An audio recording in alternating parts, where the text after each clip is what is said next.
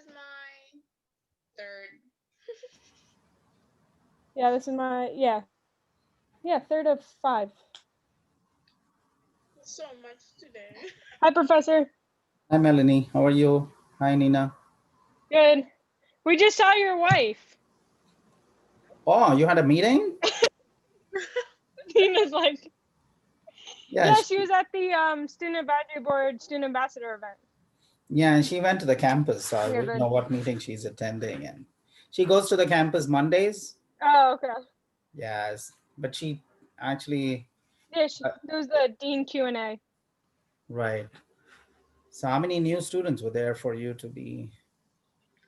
Did you talk to the new ones? It was a good amount of students. Okay, cool. Yeah, it was so the main point of the event was just to have like students ask the dean questions, like any questions that they kind of had, and just to get like information on like resources and things like that. But there was a good amount of students. They had Steve Haynes had like the student ambassadors come, and I think that was beneficial because I think like a lot of the ambassadors kind of like stepped up and asked questions. But yeah, it was nice to. There was like 25 people total. It's pretty good. So That's cool. That's nice. Happy to listen to that. yeah, Yeah, it was really nice. good, good.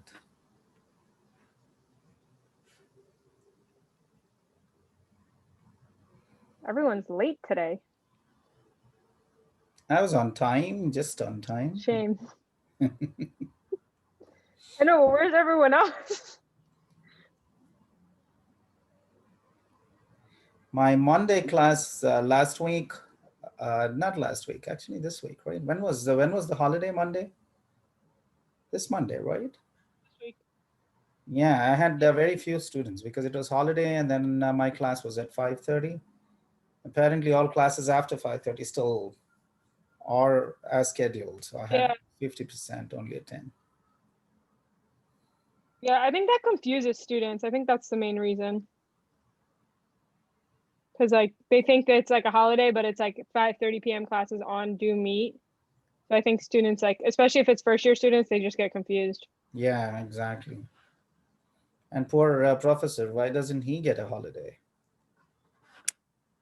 Yeah, you should have gotten a holiday. Every time, I mean, this semester, every holiday is on Monday, and my class begins 5:30, and 5:30 class is on. It's like so bad, huh? Yeah. One of my professors wanted to hold class on Monday, and she was like, "Okay, so what does everyone think?" And there was silence, and I was like, "Nope, I don't want class." But it wasn't like after 5:30. It was just like a normal class, and I was like, "Nope, I have meetings. I don't want class." They're starting a marketing club, Melanie. Did you know that? Yeah, I signed up for it. Cool. You were always ahead, huh? Yeah, they started it. They started it last semester, Ah, and I talked with like the board officials and stuff. Um, so I mean, they started it like briefly. It's like I think it was like right before we went remote, and then I think they had a little trouble getting everything started. But now they seem like I just got the like not survey, but they had like a little question sheet that they sent out for like signups. So I just signed up for it. mm-hmm. And apparently you get the, what is that, American Marketing Association membership? Is that right? Yeah, I think it's only for undergrad students so that they're able to cover it. I think for grad students, they're paying like partial. Like it's like you have to pay like some part of it. Yeah. Okay. Yeah, you're right. For undergraduate student membership, it's complimentary. Yeah. Okay. So are you also in that chapter or whatever? No. Um, well, I kind of like last semester I mainly focused like I helped them out kind of getting connections through um career services and different resources Mm-hmm. to kind of connect like with like marketing alumni, things like that. Right now, I'm just kind of playing as like a member to just, kind of like network with people, kind of see what they plan on doing. And then probably in the future, I mean, we'll probably do some combined event with like career services or student advisory board. Mm-hmm. Sounds good.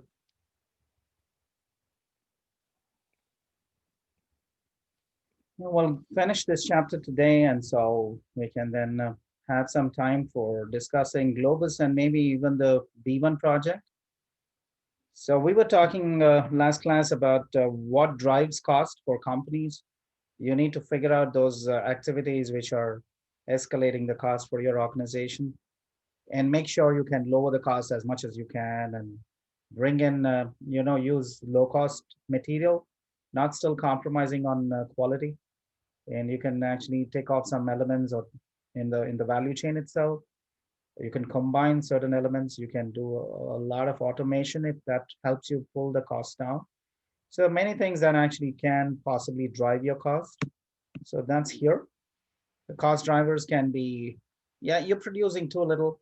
Say, suppose you're not utilizing your, production capacities. You're not able to generate the demand, and then because you're not selling in large volumes, it might become more costly. Per unit cost is going to escalate because you're not able to sell as many units of the product. You have to sell more than a specific volume so that you can actually get the benefits of pushing down the cost per unit, which we call as economies of scale. Learning and experience, definitely, if you're new to a business, again, because some of you are planning to have your own business at some point of time, so it's not a bad thing to get involved in understanding the market space. So learning definitely helps do things in a more cost effective way. Experience definitely lets you know what are the activities that are redundant and are not really necessary, not necessary for adding extra value for customers. So learning and experience, more of learning and more of experience will drive the cost down. So it's the other way around. But if you don't have enough learning and experience, you could make mistakes. From your experience, have you done anything because you did not have the required experience in doing a particular activity? Did it end up in increasing the cost for you?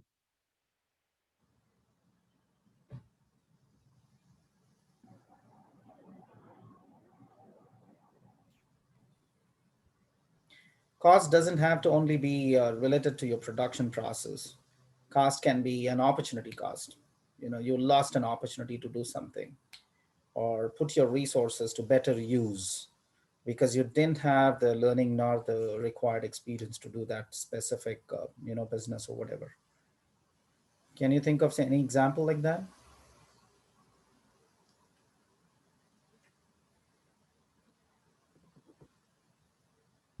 And Can you repeat the yeah, question? Sam, go ahead.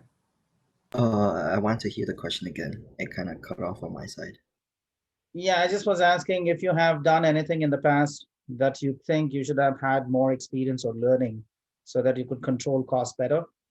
Or if it's not possible to think of a personal experience, can you think of a company that did something, launched a new product or launched a new technology? Maybe the technology was not mature enough. There were issues with, say, safety or the user interface was not so polished. And they realized that actually it was expensive, hurting their reputation, hurting their sales, and yeah, anything could be damaged because of lack of learning and experience. So any experience or personal or even corporate examples, if you can give personal experiences.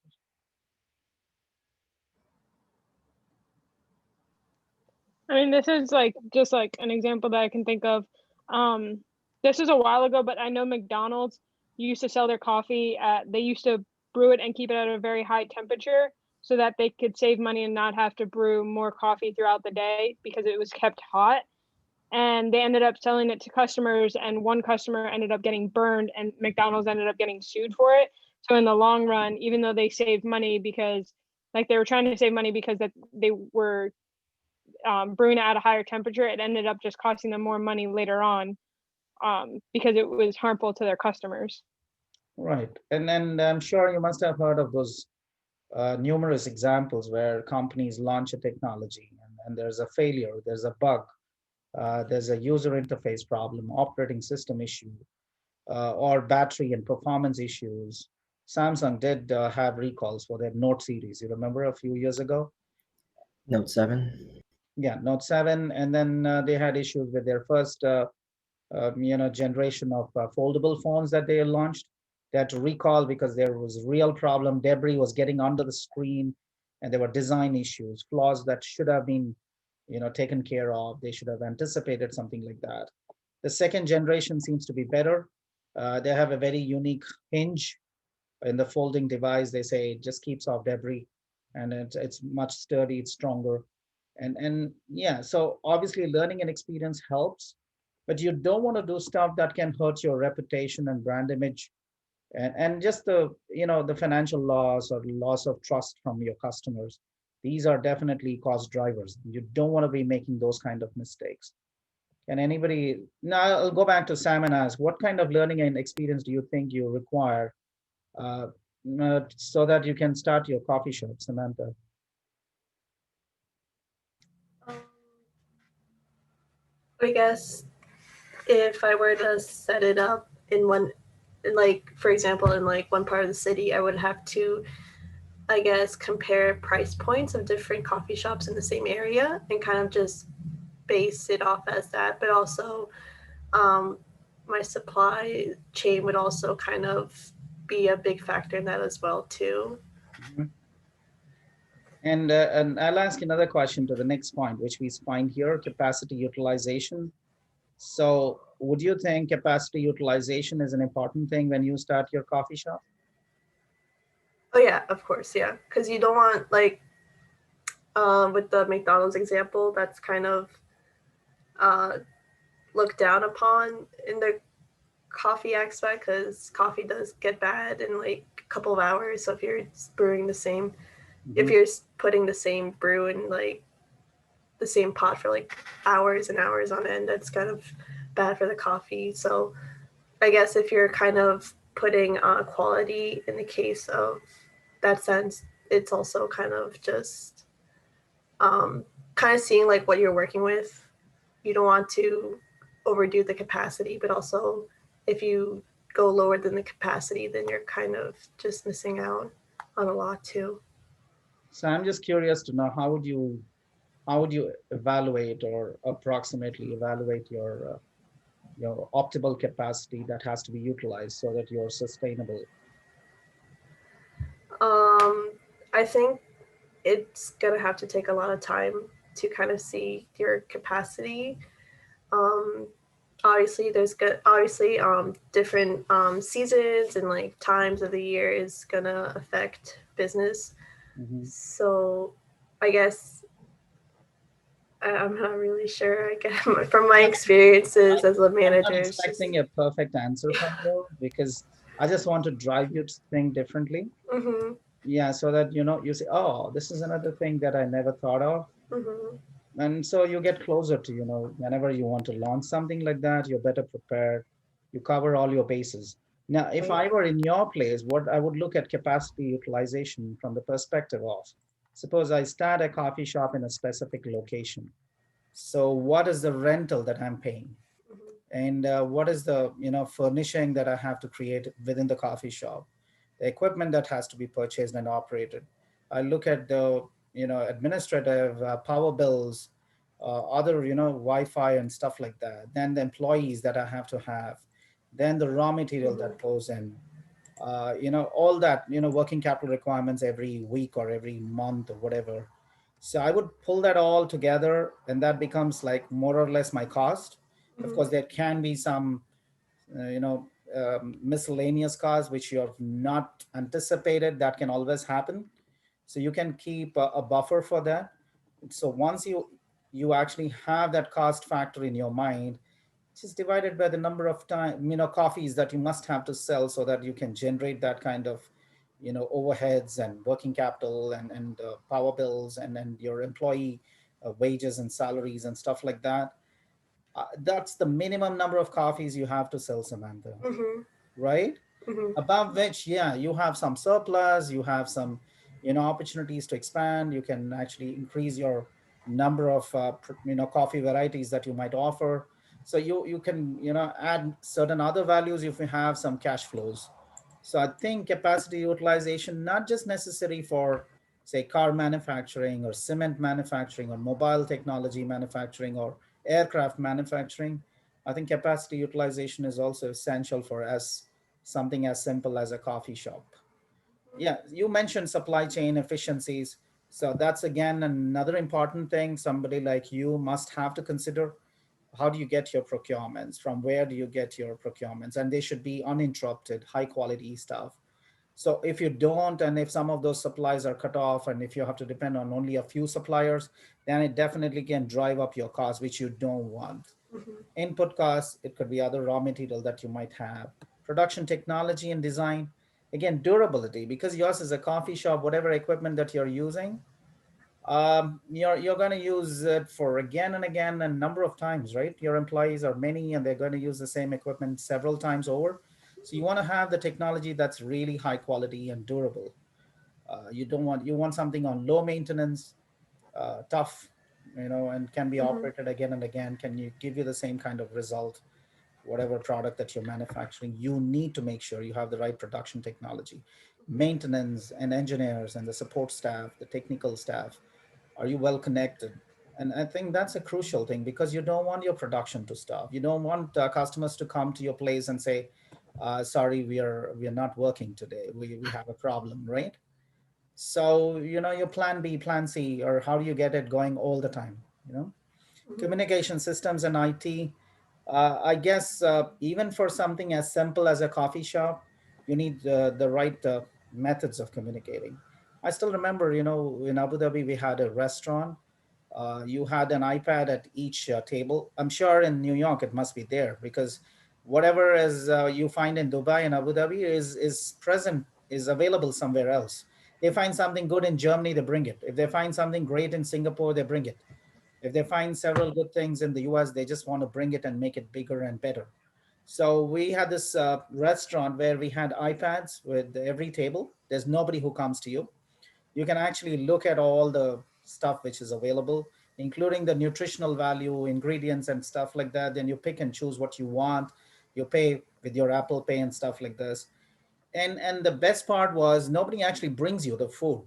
There's a lovely rail system which brings you the food from a elevated place. It actually arrives at your table.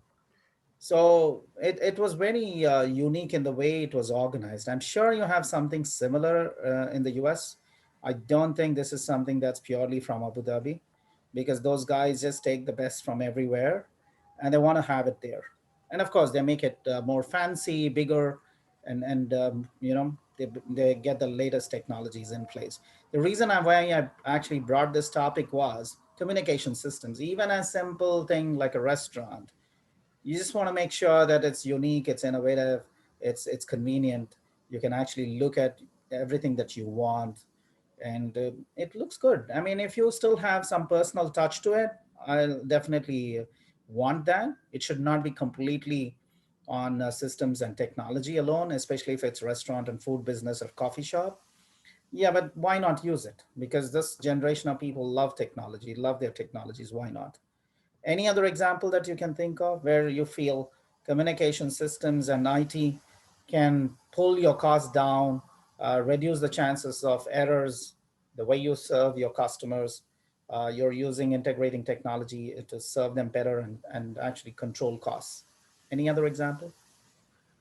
Well, I know some restaurants use, I forgot the name of it, but it's a certain POS system, Mm-hmm. and it basically just tells them how many of what customers ordered, or what was the Right. biggest, or it was a whole bunch of numbers and stuff. So maybe that could have just saved them um the trip to the accountant or their financial person. So Plus the chances that you could make an error with ordering. yeah. Yeah, exactly.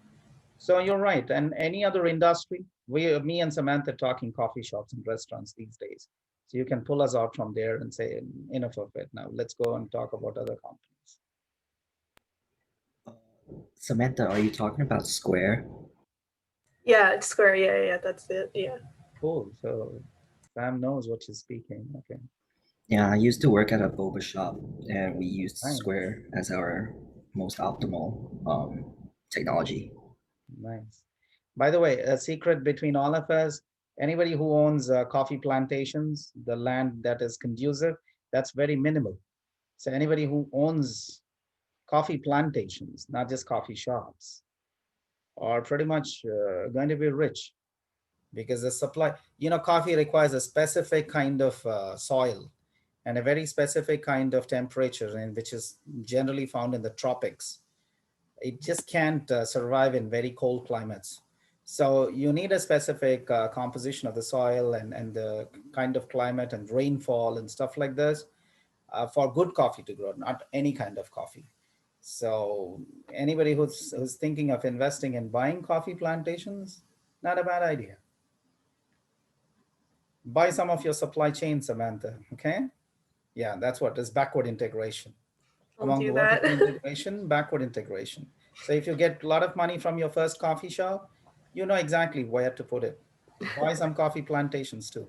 As you expand your chain, the size of your plantations and the number of locations you're having unique coffee being grown and sold, I think you should have greater access to your supplies. You don't want to be at their mercy, right? Mhm.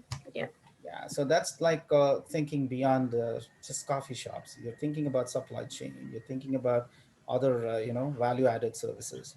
So that's what is bargaining power. So Samantha, if you actually have, not all supplies can be controlled by you, but at least some supplies, if you can Mhm. backward integrate, and that'll be great, so that you can have good bargaining power with the rest of your suppliers.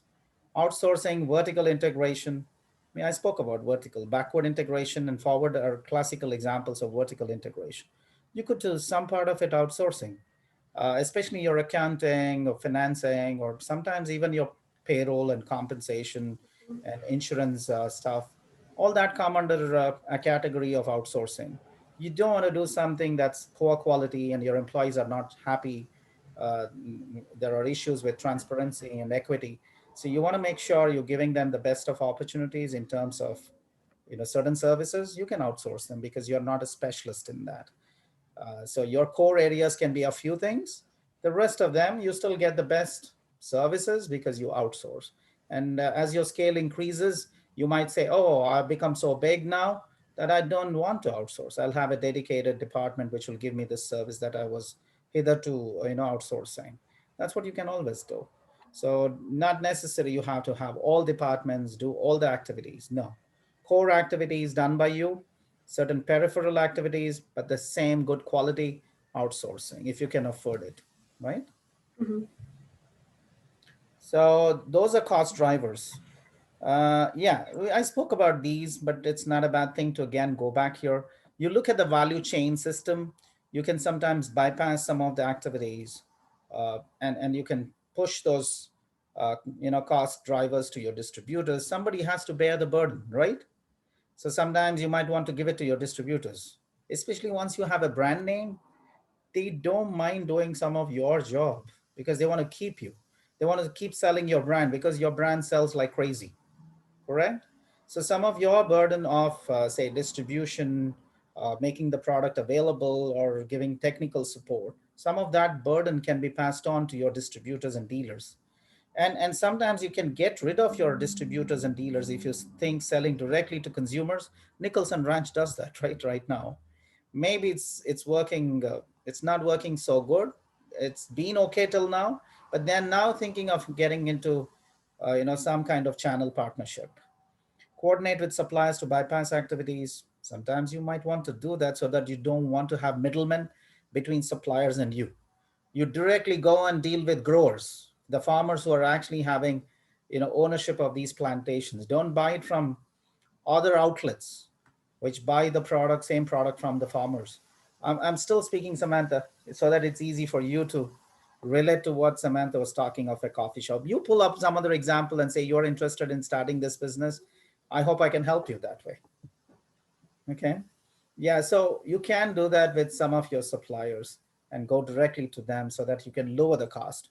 And I think most companies do that. They go back to their Chinese suppliers, and because they get all the supplies from China, why not? Go back straight, deal with them, get it done. I know, say, a lot of furniture gets manufactured by using Malaysian wood, and the manufacturing China, furniture manufacturers are all in China. So they don't have to go to any other place but to Malaysia to buy that very specific high quality Malaysian rubber wood. And they're happy manufacturing for IKEA, they manufacture for other brands of furniture. That's what they do. Tie up with suppliers directly so that you can lower the cost as much. And if you're buying in bulk, the supplier gives you a deeper discount. And so you lower the cost even further. And that's what you do. And if it's not a perishable and you know the demand is strong, it's not a bad thing to buy in advance, right? If it's not a perishable supply and you know there is enough demand for it, buy it in advance and keep it, because you know you're going to use those supplies for your manufacturing and you know there is sustained demand.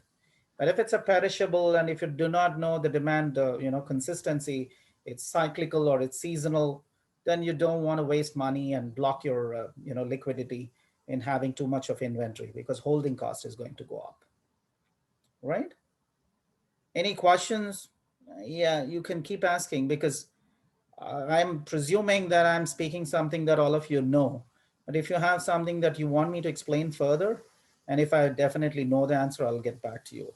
Reducing handling and shipping costs by locating suppliers close to the firm's own facility, that always helps. You want to start your plant location where you have allied industry, where you have, see, again, it goes back to, suppose I want to have a cement manufacturing company. I can go and start manufacturing cement in a place where I do not get the raw material for manufacturing cement. I don't want to be handling and paying for the shipping of the supplies of the raw material. They should be close by. Even if I have to pay, I pay minimum. But if I have to import all the supplies from somewhere, my cost of production is going to go up. Then my price is going to be high. I might not be competitive. So it's always important that you know where your location is. The location is an important part for a cement company, for a coffee shop as well, Samantha, right?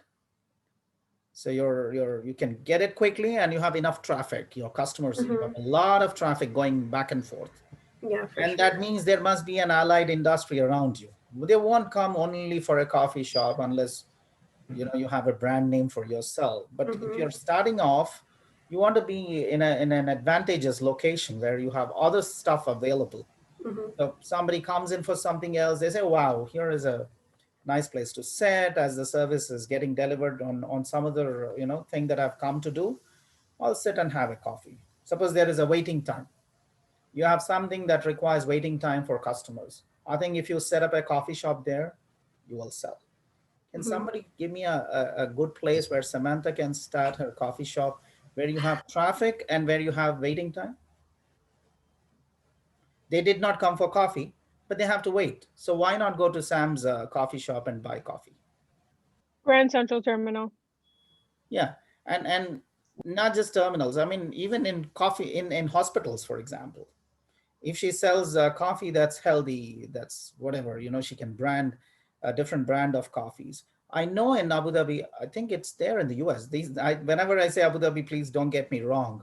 I'm sure plenty of those ideas come from Europe and US. I know of a brand of restaurants called Bite Right,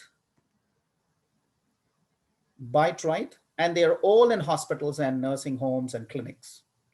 They sell only, healthy food. No French fries, no rubbish, and no, whatever, no junk food at all. It's Bite Right. And the moment you go in, don't tell me in hospitals that your work gets done quickly. You have to wait. And if you're going with family, kids, or whatever, they're going to say, what the hell? I'm waiting, doing nothing here. It's getting boring and whatever. So they want a sandwich, which is healthy. You will go and buy. So Sam, location, very important. Yes. Think about the Definitely. waiting time. Think about the allied industry where people come in, people go, and sometimes they'll have to wait, and create the best place, value for money, a great location, and whatever you serve, the best quality, and your employees are very well trained and they do a great job serving customers. You will start making money straight away. You don't have to wait and do marketing and advertise and make your brand known, because the location itself sells. Mhm. Yeah, so think about it. Your first coffee shop has to be literally in the perfect location because that's like a takeoff.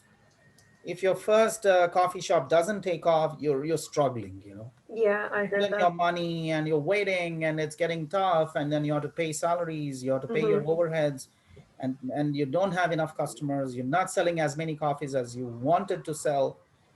I mean, your first location has to be a real takeoff, Mhm. right? You got me? Yeah, Yeah. definitely. So pitfalls of that, yeah, sometimes if you're lowering costs too much and if you're selling as a low cost provider, I mean, somebody else can do that. They can hurt your profits because you're just competing on low cost, on prices basically, and it might not be sustainable. Rivals can do the same thing. Some of the company with more financial, you know, prowess, they have deeper pockets. They can make deeper discounts, and yeah, your advantage could become hurtful because it'll erode your profits basically, and you're up against strong rivals basically. Okay. Yeah, that's what I said. And when you actually are focused too much on cost, you might be compromising on features, might be compromising on quality, and you're creating a wrong image of yourself as poor quality, and that's why low price. You don't want that, right? Okay, we're going to broad differentiation here. We spoke about those examples. So again, when you say Gillette or Apple, I think it's very important they study buyer needs and behaviors, values and willingness to pay a unique product or service. I would still put Apple there because it's differentiated, but it's very broad. And if you look at what Apple just did yesterday, it was yesterday, right? They have a mini, they have a 12, they have a Pro, they have a Pro Max. It So I was think Tuesday. Tuesday. So obviously that means they're hitting at a very broad differentiation. They're saying that it's not compromising of anything, but everything else has a better feature, a higher end feature, extra feature, something like that. I haven't still actually reviewed all the models, but it's a great strategy, I believe. They say it's got the best camera that any mobile phone has. How many billion you know kind of transactions or whatever in a second. The A14 Bionic chip supposed to be super fast in computing speeds. Samuel should tell me, he's looking up, so he's been following them very closely, right? Oh, you mean Apple? Yeah, the Tuesday launch. Yeah. I mean, I like the features that they added. They changed the exterior appearance of it too. Back to how the fourth, is it the fourth? The one with the boxy looking ones? Yeah, more boxy looking stuff. I know exactly. Yeah, Yeah. and Um, they have colors which they never normally used to have. Correct. yes. So they're making Um, it more flashy, more appealing. Right. they are. I just don't understand if the way that they said that there, it's not from, I believe from now until forever, Apple is not including a charger for the phone because they believe that there are so many Apple users out there with one, so they might as well not include it. So now you have to purchase a charger separately if you don't have one. Yeah. Yeah. Perhaps. And yeah, that's a little strange. I mean, what would it cost Apple to give a charge, even if you had one? Yeah, I believe they were trying to use that as an idea for like reducing waste Yeah. because Yeah, it's I was there's just just so many thinking that people is, with it. yeah, I know. And to me, it also makes sense. I'm sure in your homes you have like three, four, five, six Apple chargers, some of which are hidden somewhere, and you're buying one more because you just don't have time to search for the one which is hiding somewhere, right? So so Apple is doing something to make each one of us a bit more responsible and contribute less to e-waste. And that's why, guys, if you know something, the market for refurbished products is huge. In countries, I don't know about maybe China. I have students here who can tell me if that is the case in China. But in India, it's actually a booming market for laptops, for phones, for chargers. So it's not a bad idea to think You cannot be Apple, you're not going to be Samsung, but you can just be a refurbishing company for every possible brand. It requires way less investment, and it has a great turnover. Imagine $1,000 laptop. If I get a refurbished piece for $650, the chances that I'll buy $1,000 laptop is way less. But if you give me some 6 months warranty, I would take the risk and buy a $650 refurbished laptop, whereas the original equipment manufacturer is going to give you a 12 months warranty. All right. So I know of a lot of companies, original equipment manufacturing, OEM companies like Olympus, for example, Nikon, Canon, they all have refurbished sales. Not huge, but they do it. So it's company refurbished, so you can do that. So refurbished market space is huge. I just bring that to your attention because, the discussion was on reducing e-waste. So probably you get kind of subsidies and financial help because you're saying, see, we are responsible. We're just trying to cut down the waste. We're trying to recycle and reuse some of this electronic waste. Perhaps you'll get more acceptance in certain countries. You might get funding because you're reducing carbon footprint. So, recycle, reuse, and that kind of whatever you call it, I can put it here on the chat. You please, I'm sure I mentioned it in one of my other classes. It's something that might interest you. If you can become part of what we call as the circular economy. If you can do that, I mean, it doesn't have to be with electronics. It could be with anything. Recycling garbage to produce electricity, recycling organic waste to create compost and to create, organic fertilizer, recycling, packaging material, which is huge in China. Recycling packaging material is a massive thing. Look at how many orders go out there and how much of packaging material goes in there. So who does the recycling? Who collects it? Who recycles it? That's a huge industry. So that all that becomes part recycling electronic goods. So that's what we call as the circular economy. You want to reuse, recycle, whatever, replenish as much as possible so that you're not hurting the environment. So anything that fits into the circular economy, you'll get World Bank and whatever, funding from other sources because you're being responsible to the planet. So where is the money? Money is just not with the rich investors and other companies like venture capitalists, but money is also there with these funding agencies, financial institutions, and banking companies, which are happy, supporting any of your activity if it is pertaining to circular economy. So you can think about those options as well. So broad differentiation studies needs, behaviors of people, willingness, and their lifestyles. They have features that both appeal to buyers and create a sustainable, distinctive. Again, it's sustainably distinctive. So I think Apple has done that. Use higher prices, and generally Apple prices have got higher, but they're playing smart. They don't price it ridiculously as high as Samsung does, correct? So I think Samsung perhaps is losing, in a very subtle way. They're on the back foot, if I might say so. Because if Apple continues to do their pricing strategy as they're doing, it's a great marketing strategy. It's a great pricing strategy. Would you agree? I mean, what is their Pro Max, iPhone 12 Pro Max? What is the price, Sam? For the big one, I The think. big one, the Pro Max, iPhone 12 Pro Max.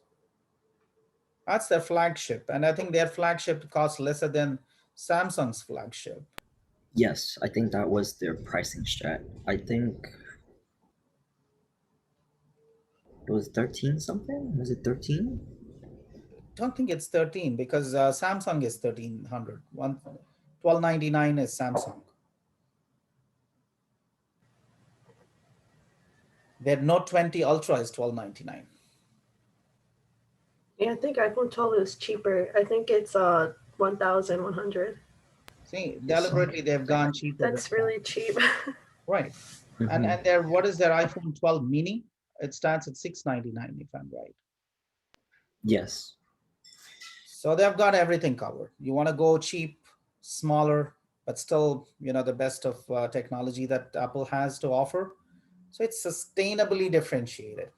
So I think this slide, what Apple is doing is fit into this. They want to be distinctive, they want to be differentiated, and they can charge high prices for a high-end model, but they are happy to give the best of their processors and speeds and whatever cutting-edge technologies, and to every possible customer segment, and that's why it's very distinctive but still sustainable. So it's premium prices, increased unit sales, brand loyalty. I think they've turned it really around. It might not be very distinct and different like Samsung is, but who really cares? Who would really wants a folding device and which is very fragile and which is ridiculously priced? I think Samsung's foldable phone is $1,800 if I'm right, and then Note 20 Ultra is about $1,300. So they're expensive phones and they're very fragile. I mean, you could still drop it and break it, even if they have Gorilla Glass Victus. iPhone has something called as a ceramic shield. You remember hearing that? They say it's supposed to be the hardest and the strongest and the most durable glass on any phone. Yeah. Don't try dropping it, okay? That's the key. In general, I feel like ceramic, like you before then, they never really market ceramic, but they always say like we do have a ceramic version, which is typically heavier. But because the phone this time, I think they designed it to be already like really light, well, relatively light. They thought that adding that ceramic wouldn't be as heavy as previous models, so they're like, let's market this one. Have you ever guys thought about this materials? Yeah. If you're manufacturing material that Samsung or iPhone or Apple wants to use, you're good to go. Right? It's not as a processor. You're not talking of sensors. You're not talking of high tech. Just material. Corning Gorilla Glass, say ceramic shield glass. So even glass and material that goes into aluminum frames that are of high quality, and so any material that you're very good at manufacturing, and if you can show to these companies like Apple that here they can get the best kind of products for designing their best products, you're good to go. So most of us, we are just thinking about how great the product is and how tech driven is the product. We just forget materials. So material, is a great place to be working. Anything to do with fashion designing, anything to do with clothing and apparel. I think it's all material, correct? If you buy a cashmere shawl, it's very thin. I mean, it's not heavy, it's lightweight, but it can actually protect you against New York cold. So why not? Why wear those heavy stuff and then struggle to carry it all around during the winter when you can have something lightweight and still give you the warmth that you require? It's material. And they're premium priced, and high quality doesn't come for cheap. So you don't have to always think phones. You can think material. For different things that human beings are using, what kind of materials? Something durable that serves that purpose, that can last quite a generation of a time, and then charge a premium. It doesn't really matter. But if you can research that way, great place to be in. Okay. Yeah, I just want to give you ideas to think differently because you never know. You might come from a region or a country where you found, wow, this quality material we don't get anywhere. And everybody would love to have it. Why not? Just import it, sell it, or process it the way it has to be processed. Design it, use it in a particular design, perhaps. So I would see, an opportunity for all kinds of things, not just for a few industries or few business opportunities. Okay. So I can go back to our slides. So where are we? Yeah. Cost efficient management of value chain, that can be an important thing, but you still want to be differentiated. So it could be physical attributes of the particular product that you're manufacturing, which I said materials, the functional attributes, the processor, the smartness of it, the AI which can be integrated into it, and be the result of superior performance capabilities of the human capital. So that's why the product or service is great. How many of you would agree that service in Apple Store is better than other stores? Is it better? I would say so. Yeah, so it's just not Yes, the I would say so. They pay much more attention whenever you walk into a store. right, They're always one step ahead, I would say, of the customer, right? right, and they're happy telling you more information about other options and stuff. Yes, also the way they handle the customers is very efficient because they have someone at the front waiting for you, and then they send you to someone else and then to someone else. So it's like very everything's faster than just one person handling your business, right? And as you said, I think it's also being very personalized, right? Yes, and I believe they have like a very good strategy just for their for their in-person customer service, because it's like a very good logistics whenever they handle their customers. Right. So I think that's, sometimes we're so focused and fixated on hardware and software of the product that we want to purchase. We tend to forget the kind of importance that human capital plays in whoever is trying to promote that product or sell you that particular product or service. And if you go to service industry, the impact of human capital is even accentuated. It's very strong, right? If you go to the tourism industry, aviation industry, any restaurants or any places that you want to live, the resorts and stuff like this, vacation selling. I think it's not just the place and then the way it's laid out, but even the kind of quality of service that you get. So the more trained your human capital is, the better differentiated your product looks and appears. So you're actually working on the perception of your customers at a deeper level, the affective level, the emotional level as well. So have an effect on more than one of firm's value chain. Yeah, that's part of the differentiation. And you're creating a perception of value in buyers where there's little reason for them to leave your particular brand. And that's what all these great companies have done. Okay, what can drive differentiation? This is a very, again, relevant thing for any business. It could go from car manufacturing to cements to coffee shops to mobile companies or whatever, gaming companies or fintech companies. It's about how you repackage your product features and performance. What does it include? What do you anticipate that you can add? And does it give you flexibility to get extra add-on features at a small upcharge? So you can think plenty. uh, I'll give you an example which is away from whatever we were discussing just now. Like we have plans for the School of Management to start micro credentials.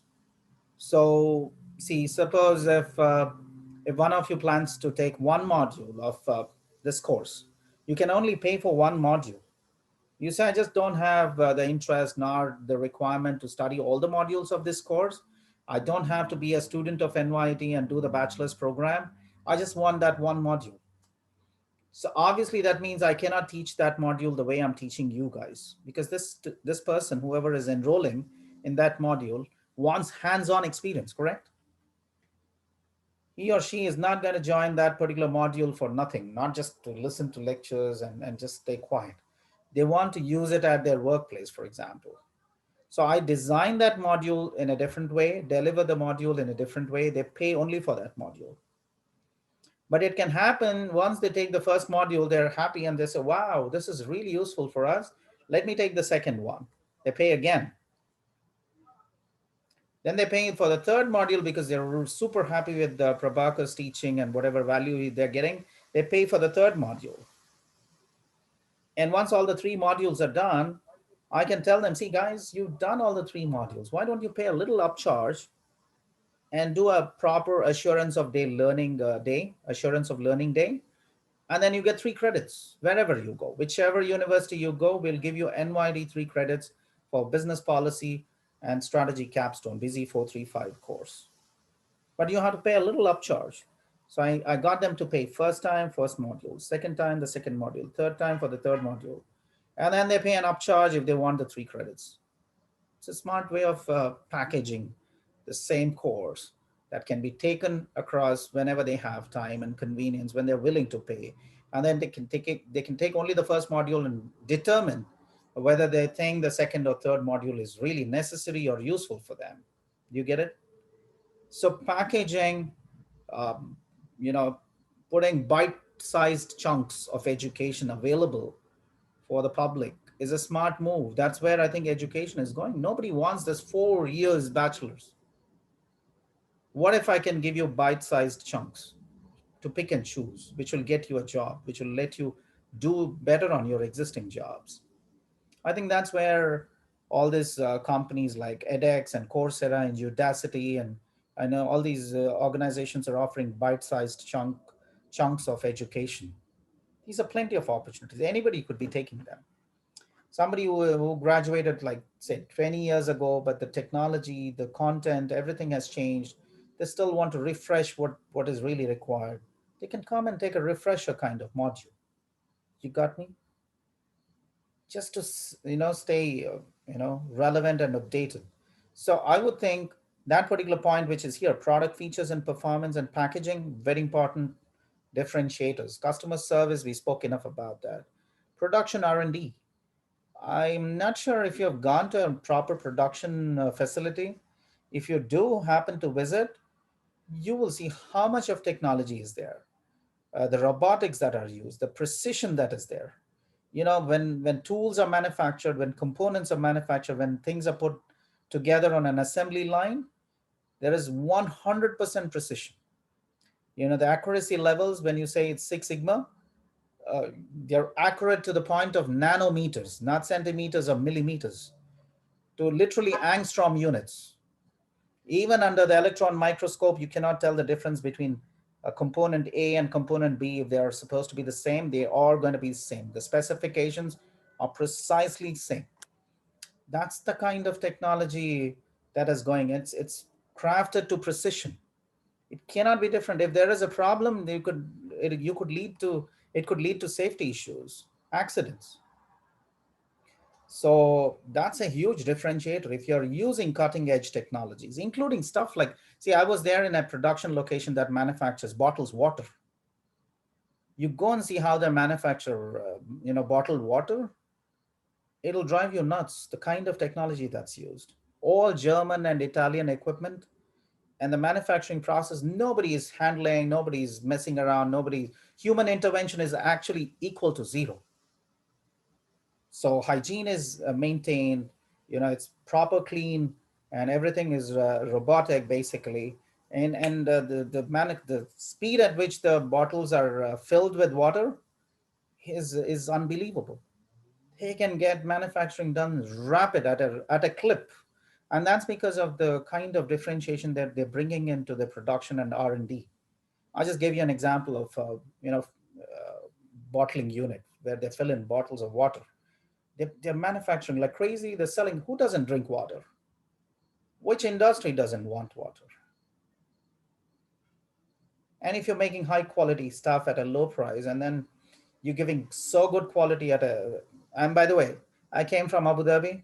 Water is way cheaper in Abu Dhabi than here. And if you know, the cruelest part of the thing, Abu Dhabi doesn't get more than 1 day rain in a year.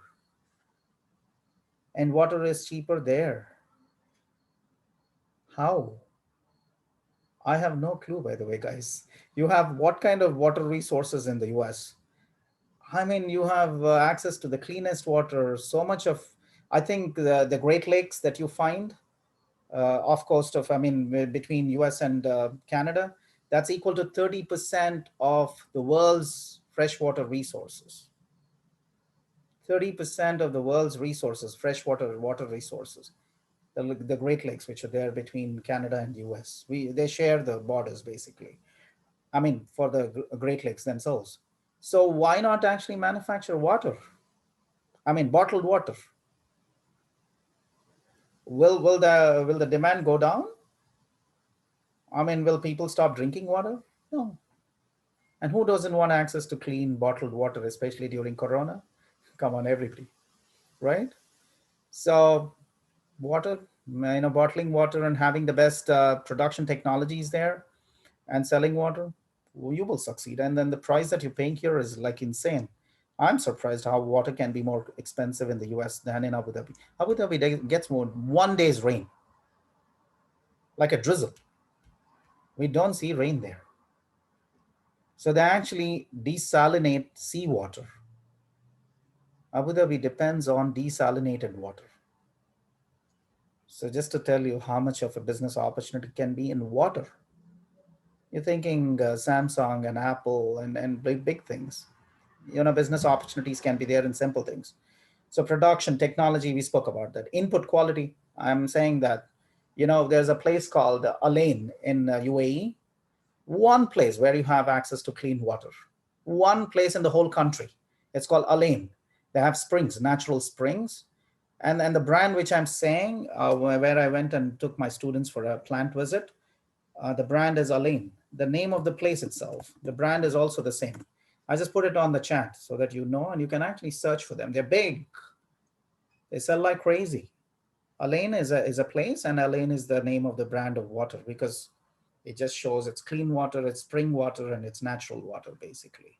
So I don't know, you can name something, one among the best rivers in the US, and then create your own brand because you have input to the best quality. I don't know if you're aware, like there are plenty of European brands which are super expensive. You know this, right? I think one of the brands of water that I am very familiar with and expensive.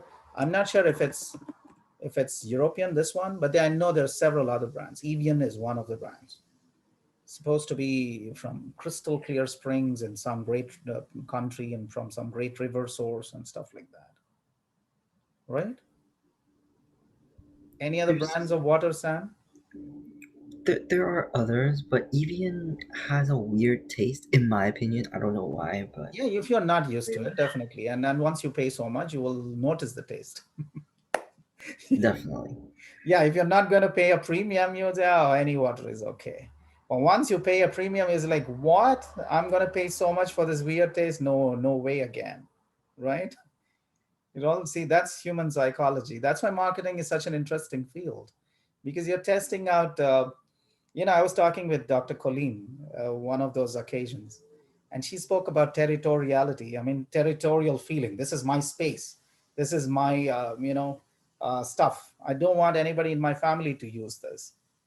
I was telling Colleen, in the US, maybe you're territorial, but in India, you cannot be territorial.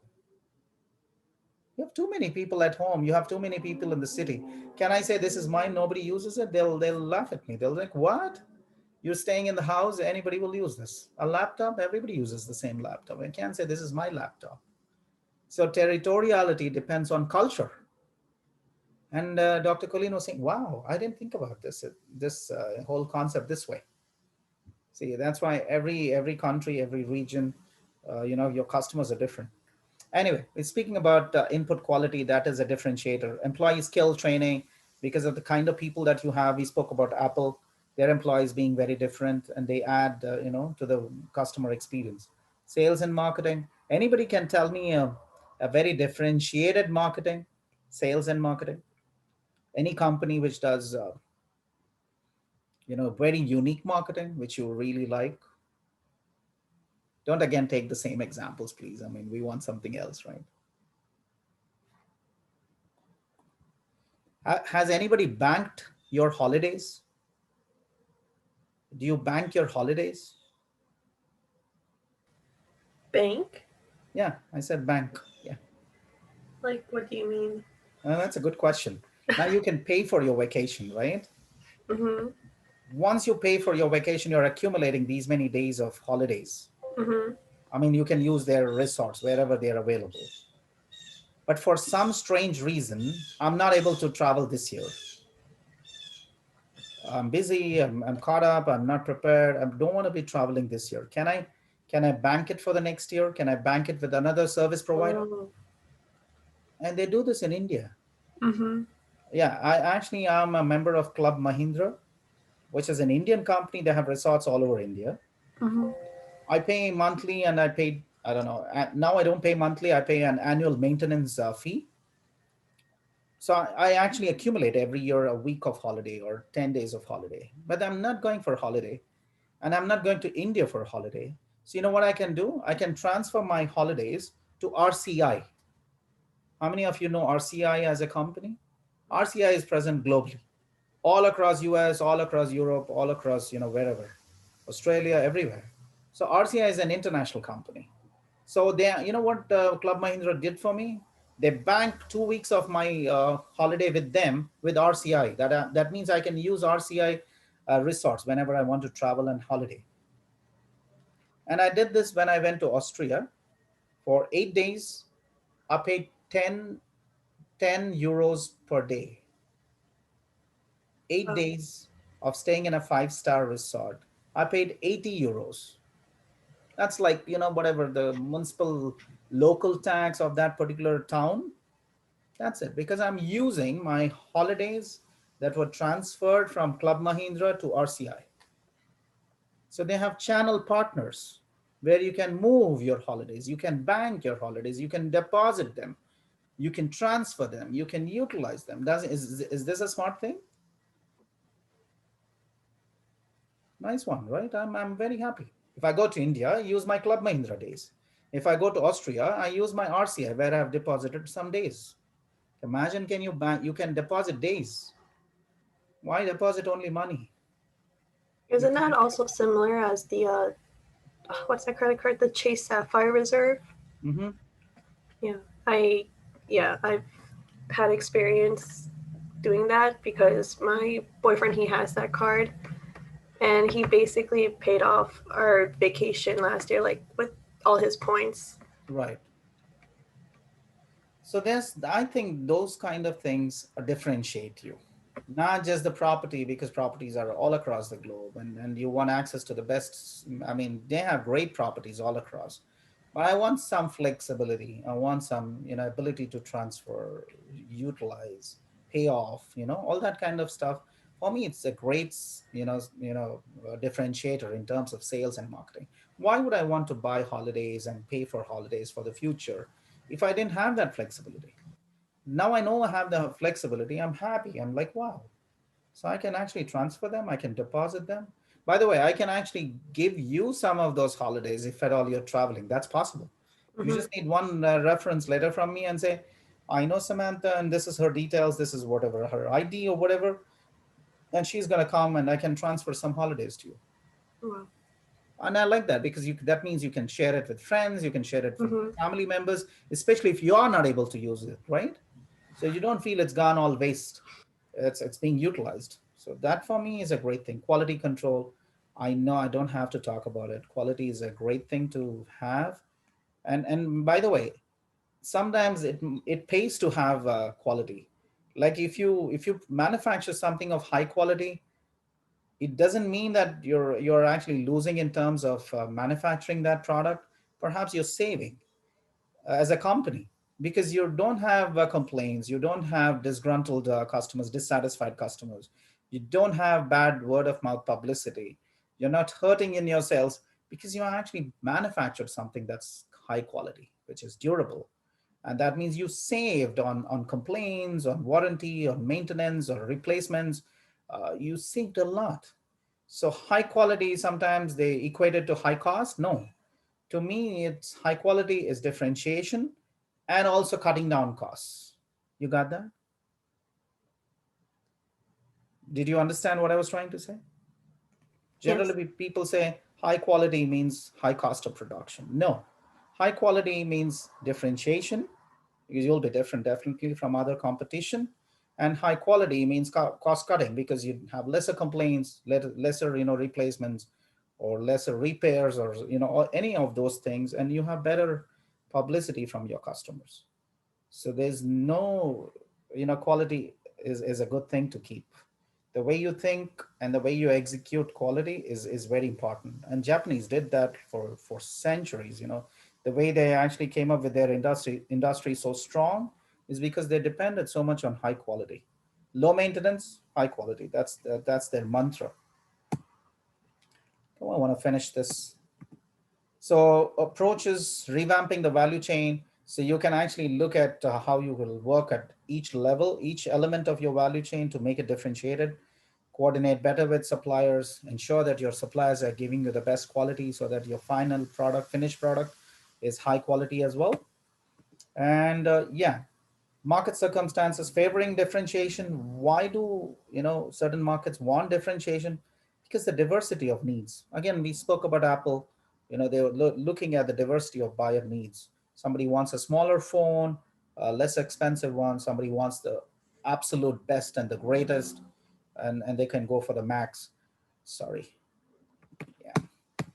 And then many ways that differentiation can have value for buyers. Fewer rivals, you'll not have as much competition because you're differentiated. Technology, you're keeping the pace with the kind of technology improvements as a company because you want to be differentiated. You will innovate. So that's it. And then now we can go back to the more focused strategies. We finished off overall low cost provider, and we also finished broad differentiation. Now you go back to the focused low cost and focused market niche.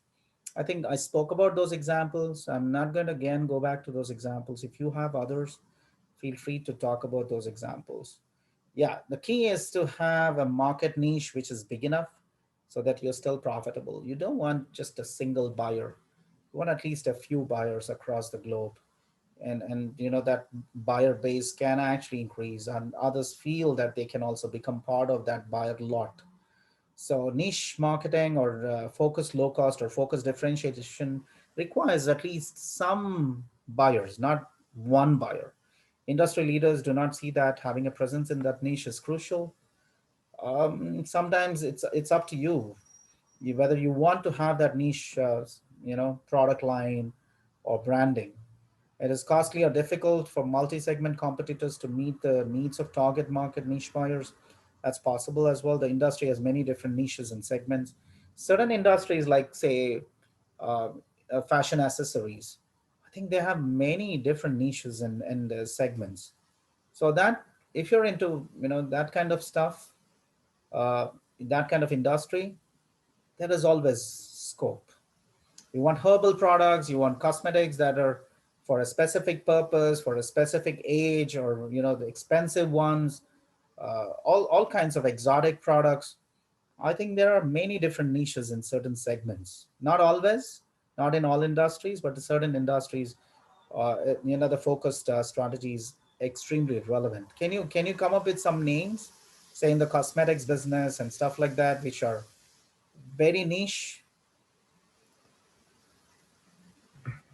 I guess like those high-end fashion brands that also do like makeup, so like Yves Saint Laurent and like Gucci and stuff like that.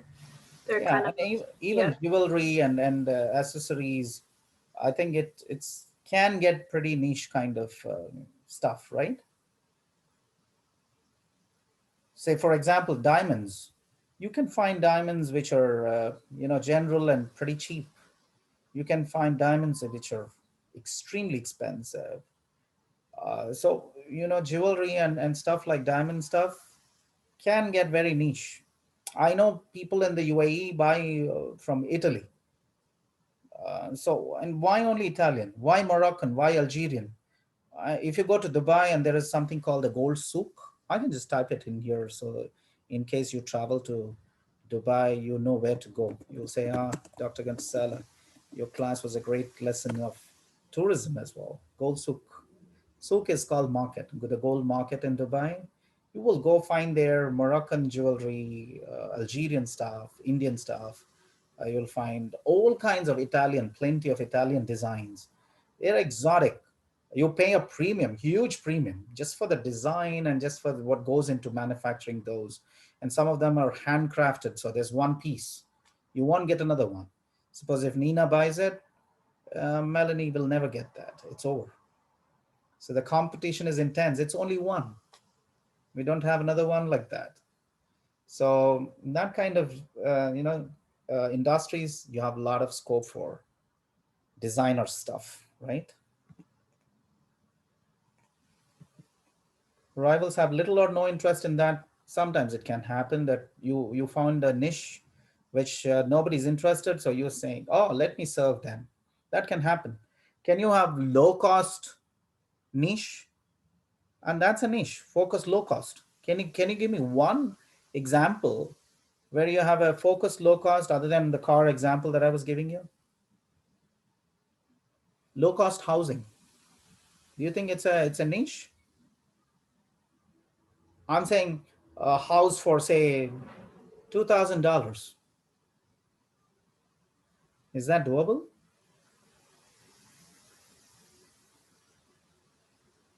Is that doable and is that relevant? A Yep. $2,000 home. Yep. In some countries, they need the $2,000 home. And if you can make it strong and durable enough, safe enough, why not? There are people, homeless people in millions in some of the Asian countries. People are struggling to find a place to shelter themselves. So to me, that is a great market space. And you'll get funding, you'll get the support from the government because you're in that process of creating some kind of decent living for the majority of the people who don't have, a nice place to live.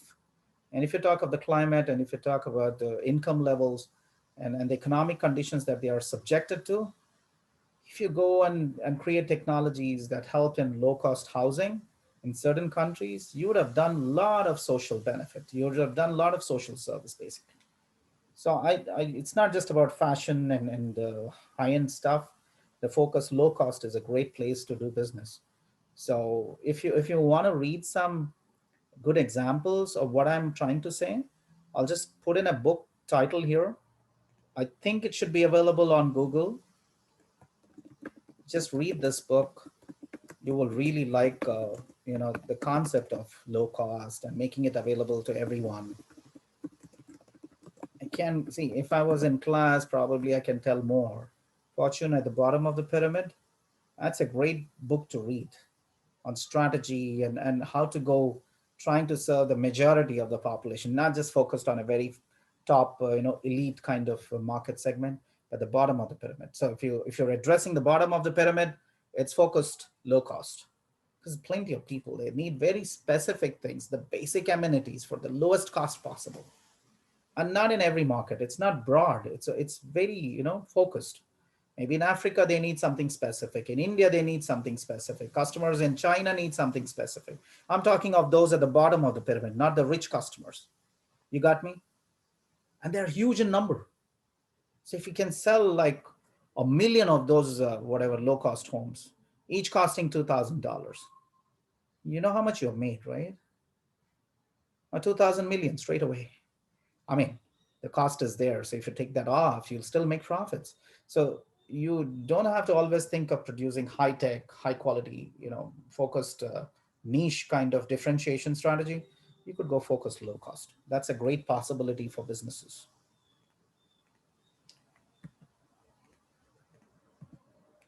And the focuser as a reservoir of buyer goodwill and long-term loyalty. I'm sure if you don't have that, you cannot go focused. If you want to succeed in a focused strategy, whether it's low cost or differentiation, you must have had built some goodwill. Samantha, like the example that I was telling you, you cannot start away with the focused differentiation. You got to go broad differentiation, then go to focused, because by then you would have built enough goodwill for you to succeed, right? Yeah. Yeah. Again, competition is always going to be there. The specialized preferences needs can change over a period of time, especially if it's on the focus differentiation. But if it's focused low cost, the needs might not change so rapidly. Uh, yeah, and if the segment is very attractive, you're actually, attracting more competition. If you can do it, someone else can do it. That's possible. Then we got to the final fifth strategy. So we finished overall low cost, broad differentiation. We touched on focus differentiation and focus low cost. Then we're combining the best of both sides, which is like stuck in the middle kind of hybrid approach, where we're trying to bring in the best possible features, performance, and service attributes and quality issues. We try to bring that in, but try and make it as affordable as possible, charging a lower price than rivals, but definitely not low cost. So you're trying to pull in both And what is the result is called as a best cost provider. It's not a ripoff for the kind of quality and the features that you're happy to give.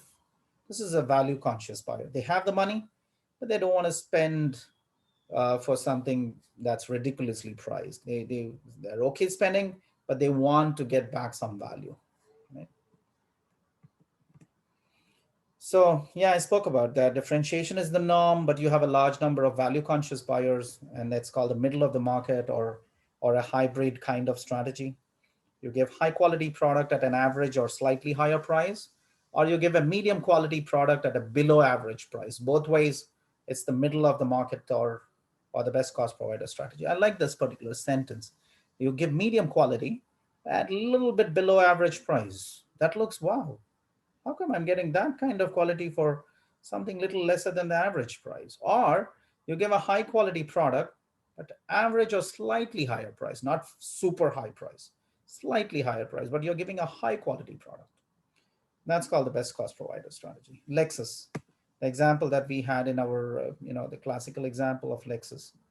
It's a combination of both. Yeah, I don't want to go back to Lexus. We spoke enough about this company and Toyota's Lexus line. It fits into the best cost provider strategy. So each generic strategy, the 5 strategies are called as generic strategies. They position the firm differently in its market space. So, and you have a central theme, you can tweak it, and all of the intention is to do better than your competition and create as many boundaries or guidelines for strategic change as market circumstances unfold, and points to different ways of experimenting, tweaking your strategy, tinkering with your basic strategy in ways that serve your best interest, and of course, lets you handle the environmental changes that are happening around you. So I think we're done. And of course, this is the last slide, I believe. So successful competitive strategies are resource-based. Again, if I'm not taking your name too many times, Samantha, that's what it is. If you're having the right set of resources, it could be access to the right coffee beans and the flavors of coffees. If you're having trained people, committed people, motivated ones, and you have access to good locations, you've taken timely decisions, and then you support yourself with systems and technologies that make you more efficient and not let you waste your time or resources, and also helps you actually serve your customers better. I think you combine several of these resources, you're creating very unique capabilities. Apart from a great range of coffees of the highest quality, you created several other capabilities of servicing customers, of giving personalized kind of treatment to your customers, the most convenient locations possibly, and you've created capabilities of managing your supply chains properly. So you're coming up with a winning strategy because you know how to maneuver with your resources that you have at your disposal. And it's not necessary you should be happy with whatever you're doing currently. You have to think about, how do I recalibrate for the future? Are my core competencies still relevant today? Or is someone else doing better than me or the same thing as I'm doing? Will I go out of business sooner than later? So I have to ask myself, can I develop as a company more competences? Can I combine resources in a different way to create new competences which are core to my business? So these are questions that you keep asking all the time. You cannot become complacent and simply say, I was doing a great strategy, it was working for me last year, suddenly something hit me, and suddenly I find it difficult to continue business. So creating that sustainability, creating business resiliency is a continuous thing. You cannot simply take it for granted. So that's why business is all exciting. It is challenging, but it's not for the faint-hearted. If you want to be an entrepreneur, you got to be strong, committed. You should have that spirit of say never die kind of spirit. Perseverance is important, patience is important, meticulous research and due diligence is important. And if you did all that, there's no looking back. You will succeed eventually. So that finishes off chapter 5. So the 5 generic strategies, right? Can we have a little chat on your Globus, because I don't see your EPS actually improving. And I'm comparing my my two teams here in this class with other teams who are in other busy 435 class, and I'm little, you know, worried about that. I'm like, no, my students should do better than this, and they are capable. I have access to the smartest students, and so yeah, I'm not going to be happy accepting that whatever EPS you're right now having. So can you pull out and access your bunch of tricks that you have in your bags and do something both of these teams here? Play harder. Okay, that's what I meant to say. Yeah. Melanie, you're laughing when I said that. You should see us on these meetings. When is your next meeting? Well, I think the thing that makes it difficult is like the teams are so big, so we like can't really all meet at one time. So we kind of break it into sections, and then work as like pairs of 2 or 3. And then on Sundays or Mondays, we meet like as a group together to kind of figure out what everyone did, what worked, what didn't, and then make like certain decisions as a group collectively. Are you meeting this Sunday then? I think are we meeting Sunday or Monday, guys? I'm good with which. I think Monday. Monday, 10 a.m. Monday works works better. better for me. Mondays, I have a busy schedule from 10 to, it goes on actually 8:15 onwards. Mondays are a disaster for me, actually. It's okay. I mean, not necessarily I have to be part of the meeting. If you guys are having fun, I would like to join the fun. That's what it was. Yeah, I mean, we try. It's so hard with like such a big group to all meet. I know. What about the other team? Pu Chang and Liang Ji and Shize, Shen. Are you doing something to meet up as a team? Yes, we have a group chat actually. Yeah, we talk on WeChat. Yeah, we have a group chat with all the members in, and it's Okay. yeah, WeChat is a better way for us to communicate. Is WeChat doesn't work in the US, right? Does it? No, No, it does. it works.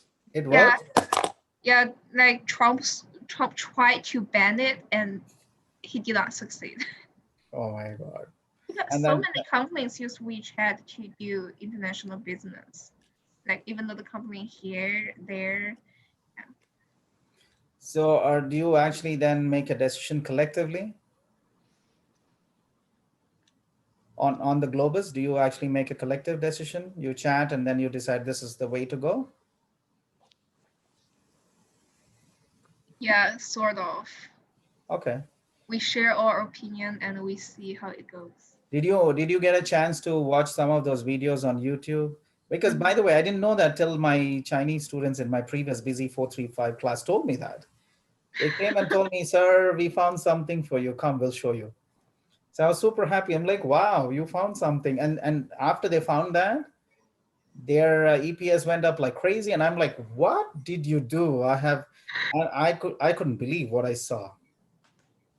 So they found an easier, smarter way of, playing with the game, not playing the game, basically. So, which is beyond the instructor's expertise, I believe. But even I wouldn't have suggested something so dramatic. And they were achieving great results. So I'm again asking you, if you have a chance, go look at those videos. If you have some tricks that you might apply and which will let you improve, make your life easy. So not a bad thing. If you're already doing so many things and so many assignments, and if there is an easier, trick that you can use for your benefit and advantage, why not?